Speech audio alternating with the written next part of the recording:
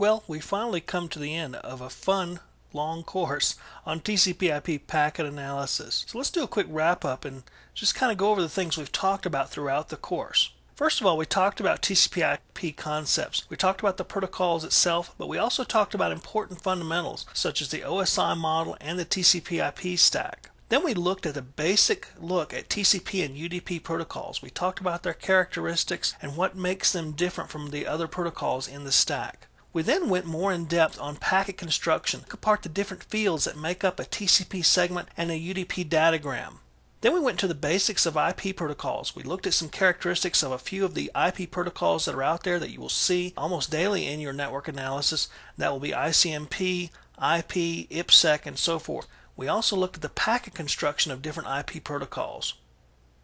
Then we took at some packet analysis tools, some that we've used through the course, and we looked at those to kind of help you get an idea of what tools are out there. Of course, we used the popular Wireshark, which is probably one of the most popular sniffer and packet capturing programs out there, but there are others out there as well that we discussed. Then we look at some different aspects of packet capturing. We did some captures with Wireshark, and then we also looked at how to record and use packet captures for analysis later. Then we looked at analyzing TCP/IP traffic. We looked at some of the things you need to look at when looking at traffic, such as setting up a time frame, tracing traffic, looking at protocols, kind of figuring out how the conversation was supposed to go in a TCP session or in a particular traffic capture, and kind of analyzing that and breaking it up. We also then looked at analyzing common protocols. We looked at some of the more common protocols you're going to see in your day-to-day network analysis, such as HTTP, FTP, and so forth.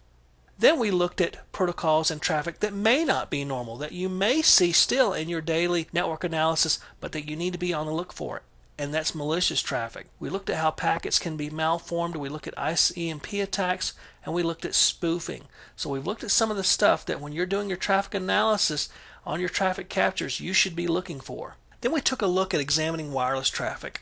Wireless traffic is a little bit different, as we discussed, from normal network traffic, just because some of the protocols are different and the media is different. So we looked at WEP, we looked at WPA, and just to give you an idea of what to expect when you see a normal piece of wireless traffic across your network, and some things that may not look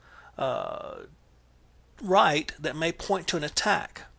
Finally, we looked at some practical applications of traffic analysis. What can we do with this new knowledge that we have? Well, we can do network troubleshooting, we can do network security. There's also a use for traffic analysis in network forensics and network defense. So we've looked at the different ways that you can use traffic analysis as a tool in your daily networking life, as a network administrator, as a security administrator, as a forensic analysis, and so forth. So we've basically looked at packet analysis from the beginning to the end, and we've kind of covered some beginning topics and a few advanced topics as well. By no means should you stop here in your training. You should go ahead and go out there and grab some more books, look some stuff up on the internet, get more involved in this. And the most important thing you can do to really get boned up on this and become an expert on packet analysis and traffic analysis is actually do it.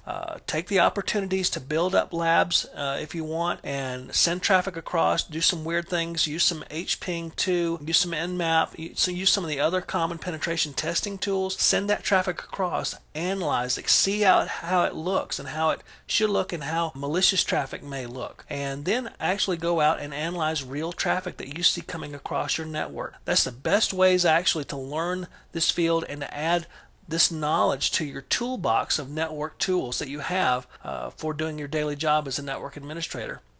Having said all that, it's been my pleasure to be your host for this course and to guide you through it, and hopefully you've learned a few things along the way that you didn't know before about TCP/IP packet and traffic analysis.